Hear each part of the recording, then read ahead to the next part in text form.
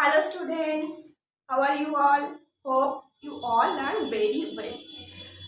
I am your Shomini ma'am. I am your abacus trainer and instructor. আজকে আমার অ্যাবাকাসের প্রথম class.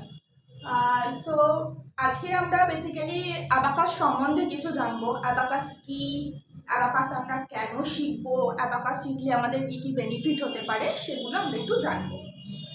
আমরা জানি আজকের ডেটে অনেক স্কুলেও অ্যাবাকাস ম্যান্ডেটরি করে দেওয়া হয়েছে।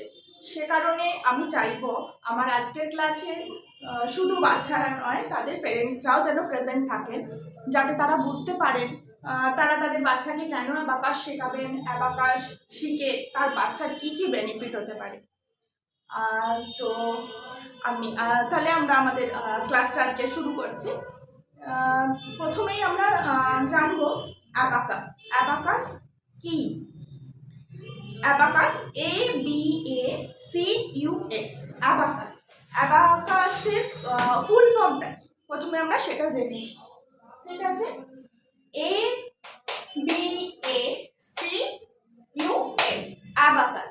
Abacus A for abundant, B for beads, A for addition, C for calculation, U for utility and S for system.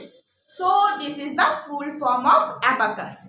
আমি আরেকবার বলে দিই, A for abundant, B for beads, A for addition, C for calculation, U for utility and S for system. এটা হলো অ্যাবাকাসের full form. এরপর আমরা যদি ভাবি definition of abacus, what is the definition of abacus?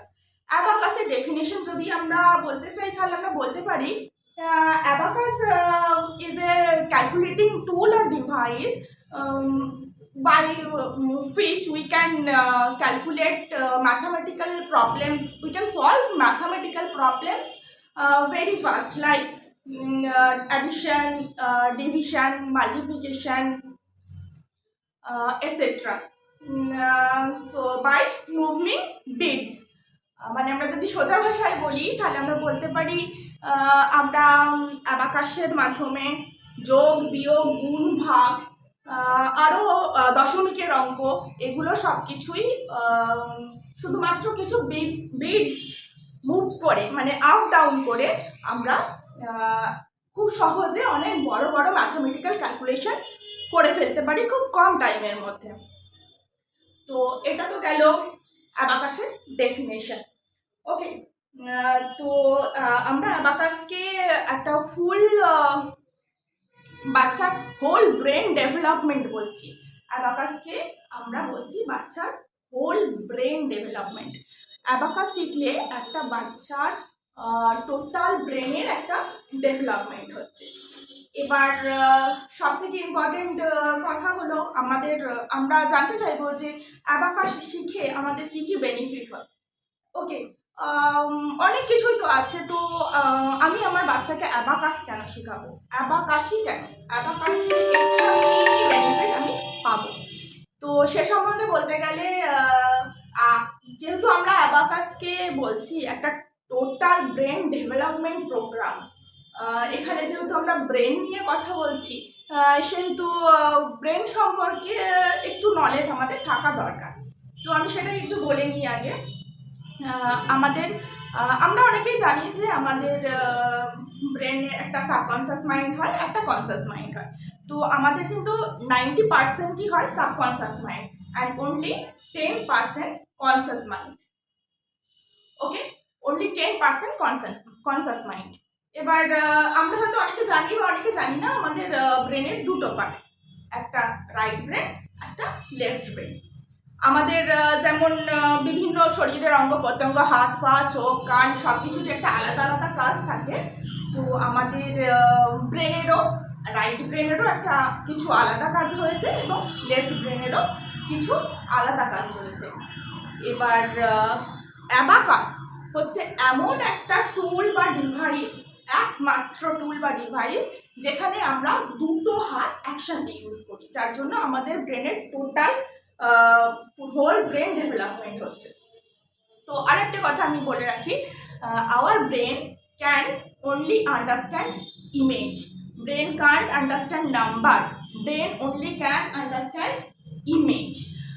এটা যদি আমি একটা উদাহরণ দিয়ে বোঝাতে চাই, তাহলে আমি বলতে পারি এখানে কতগুলো ওয়ার্ড আছে, যেমন positivity, understand, emotion, attention, Shahrukh Khan, accept. Okay, আমি আরেকবার বলি, positivity, understand, emotion, attention, Shahrukh Khan and accept. তো এই ওয়ার্ডগুলো আমরা যখন বলছি তখন আমরা যদি একটু খেয়াল করি আমরা দেখতে পাবো এই ওয়ার্ডগুলোর মধ্যে একমাত্র আমরা যখন শাহরুখ খান বলছি তখনই আমাদের ব্রেনে একটা ইমেজ তৈরি হচ্ছে। শাহরুখ খান বললেই আমাদের হিন্দি সিনেমার হিরো শাহরুখ খানের কথা মাথায় চলে আসছে, কারণ শাহরুখ খানের পিকচার আমরা দেখে রেখেছি, শাহরুখ খানের মুভি আমরা দেখে রেখেছি। তো শাহরুখ খানের একটা ইমেজ অলরেডি আমাদের ব্রেনের মধ্যে আছে, সে কারণে যখনই আমরা শাহরুখ খান বলছি তখনই কিন্তু তার ইমেজটা আমাদের মনের মধ্যে চলে আসছে।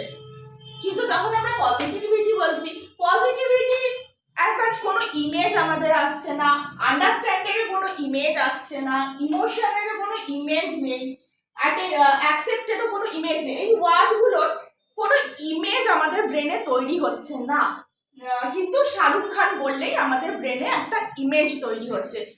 সেই জন্য আমরা বলি brain only can understand images. ওকে, তো এটা গেল ব্রেন তো শুধু আমাদের ইমেজ আন্ডারস্ট্যান্ড করতে পারে। এবার অ্যাবাকাসে হয় কি, অ্যাবাকাসে আমরা কোনো ডিজিট লিখি না, অ্যাবাকাসে আমরা শুধুমাত্র কতগুলো বিটস মুভ করে আপ ডাউন করে ম্যাথমেটিক্যাল ক্যালকুলেশনগুলো করে থাকি, যার জন্য অ্যাবাকাসের একটা ইমেজ বাচ্চার মাইন্ডে খুব ভালোভাবে তৈরি হয়ে যায়। আমরা যেহেতু কোনো ডিজিট লিখছি না, সেই ডিজিটটার একটা ইমেজ ক্রিয়েট করছি, সে কারণে বাচ্চার সেটা খুব তাড়াতাড়ি বুঝতে পারে এবং তার মাথার ব্রেনের মধ্যে সেই ইমেজটা খুব ভালোভাবে ক্রিয়েট হয়ে যায়। ওকে, তো আমরা যেহেতু ব্রেন নিয়ে কথা বলছি, ব্রেনের যেরকম আমি বললাম ব্রেনের দুটো পার্ট হয়, একটা রাইট ব্রেন, একটা লেফট ব্রেন। তো লেফট ব্রেনের আলাদা কাজ, রাইট ব্রেনের আলাদা কাজ। তো আমরা এবার একটু দেখে নিই আমাদের রাইট ব্রেন কি কি কাজ করে আর লেফট ব্রেন কি কি কাজ করে। আমাদের লেফট ব্রেনের কাজ হলো reading, writing, logical thinking, decision making, understanding. আমি আর একবার বলি, আমাদের লেফট ব্রেনের কাজ হলো reading, writing, logical thinking, decision making and understanding. আর আমাদের রাইট ব্রেনের কাজ হলো art and craft, music, dance, emotion, creativity. Art and craft, music, dance, emotion, creativity. তো আমাদের রাইট ব্রেন আমাদের ইমোশনাল পার্টটা দেখে আর ক্রিয়েটিভিটি পার্টটা দেখে, আর লেফট ব্রেন হচ্ছে আমাদের লজিক্যাল পার্টটা দেখে। এবার মজার ব্যাপারটা, আমরা জানি যে আমরা আমাদের দুটো হাত যখন ইউজ করি তখন আমাদের দুটো ব্রেন ডেভেলপ হয়। এবার মজার ব্যাপারটা হলো, যখন আমরা রাইট ব্রেন হ্যান্ড ইউজ করছি তখন আমাদের লেফট ব্রেন ডেভেলপ করছে, আর যখন আমরা লেফট হ্যান্ড ইউজ করছি তখন আমাদের রাইট ব্রেন ডেভেলপ করছে। এবার অ্যাবাকাস কি হলো, এমন একটা ডিভাইস বা টুল যেখানে আমরা দুটো হাতই একসাথে ইউজ করি, যে কারণে যখন আমরা বিটসের মুভমেন্ট করছি, ক্যালকুলেশন করছি, তখন আমরা আমাদের right hand and left hand দুটো হ্যান্ডই একসাথে অ্যাট এ টাইম ইউজ করছি, যে কারণে আমাদের রাইট ব্রেন এবং লেফট ব্রেন দুটো ব্রেনই একসাথে ডেভেলপ করছে অ্যাট এ টাইম। বাচ্চার একই সাথে বাচ্চার যেমনি লজিক্যাল সাইড ইমপ্রুভ করছে, তেমনি বাচ্চার ক্রিয়েটিভ সাইডও ইমপ্রুভ করছে, যে কারণে আমরা অ্যাবাকাসকে একটা বাচ্চার টোটাল ব্রেন ডেভেলপমেন্ট প্রোগ্রাম বলে থাকছি। এর মাধ্যমে বাচ্চার একটা ব্রেনের হোল ডেভেলপমেন্ট হচ্ছে। আর কোনো কিছুতেই এইভাবে একই সাথে দুটো ব্রেন একসাথে ডেভেলপ করে না। তো এই কারণে বাচ্চা যখন টোটাল ব্রেন ডেভেলপমেন্ট একটা হচ্ছে, বাচ্চা কনফিডেন্স ফিল করছে, বাচ্চা অনেক কনফিডেন্স ফিল করছে।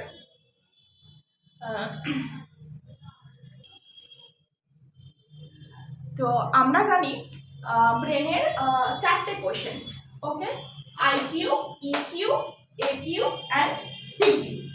IQ intelligent quotient, EQ emotional quotient, AQ adversity quotient and CQ creativity quotient. তো যেহেতু অ্যাবাকাস শিখলে বাচ্চার দুটো ব্রেন একসাথে ডেভেলপ হয়, মানে তার ইমোশনাল সাইড এবং লজিক্যাল সাইড বা ক্রিয়েটিভিটি সাইড এবং লজিক্যাল সাইড একসাথে ডেভেলপ করছে, যে কারণে বাচ্চার এই 4টে জিনিসই একসাথে ডেভেলপ করছে। এতে বাচ্চার ওভারঅল একটা ডেভেলপমেন্ট হচ্ছে এবং ওভারঅল একটা গ্রোথ হচ্ছে। তো এবার আমরা আরেকটা জিনিস বলি, যেটা হচ্ছে অ্যাবাকাস শিখলে আপনার বাচ্চার ভিজুয়ালাইজেশন পাওয়ার ইনক্রিজ করছে। এবার ভিজুয়ালাইজেশন পাওয়ারটা কি, ভিজুয়ালাইজেশন পাওয়ার কিভাবে বাচ্চার ইনক্রিজ করছে, এটা বোঝাতে গেলে আমি যদি বলি যেমন ধরুন আমরা যেখানে থাকি, আমাদের বাড়ি, ওকে, আমাদের বাড়িতে আমরা দিনের পর দিন আছি সেই একই জায়গার মধ্যে, ওই জায়গাটার সঙ্গে আমরা ইউজ টু হয়ে যাই এবং সেই জায়গার ধরুন আমার বাড়িতে কোথায় ফ্রিজ আছে, কোথায় টিভি আছে, কোথায় আমার বেডরুম, আমার বেডরুমে কোথায় বেড আছে, কোথায় মিরর আছে, এটসেট্রা, আমরা কিন্তু সমস্তটাই জানি, কারণ আমরা ওই জায়গাটার মধ্যে সবসময় রয়েছি এবং ওই জিনিসগুলোকে আমরা সবসময় আমাদের চোখের সামনে দেখছি। আমি কিন্তু এখান থেকেও চোখ বন্ধ করে আমার গোটা রুমটা ভিজুয়ালাইজ করতে পারবো, মানে চোখ বন্ধ করেই আমি বলে দিতে পারবো আমার এই রুমে ফ্রিজটা এখানে আছে, আমার বেডটা এখানে আছে, বা আমার টিভিটা এই রুমে আছে। তো দ্যাট ইজ কল্ড ভিজুয়ালাইজেশন। অ্যাবাকাসে যেহেতু আমরা কোনো নাম্বার পুট করছি না, শুধুমাত্র বেডস মুভমেন্ট করে ক্যালকুলেশন করছি, যে কারণে বাচ্চার মাইন্ডে ওই ডিজিটটার একটা ইমেজ ক্রিয়েট হচ্ছে, যে কারণে কিছুদিন পর অ্যাবাকাস শিখতে শিখতে বাচ্চা যখন অনেকটা শিখে যাবে, আপনি দেখবেন যে আপনার এই বাচ্চার কোনো অ্যাবাকাস টুলটারও আর প্রয়োজন পড়ছে না। তখন কেবলমাত্র সে অ্যাবাকাস টুলটাকে ভিজুয়ালাইজ করে কিছু হ্যান্ড মুভমেন্ট করে বড় বড় ক্যালকুলেশন খুব কম সময়ের মধ্যে করে ফেলতে পারছে।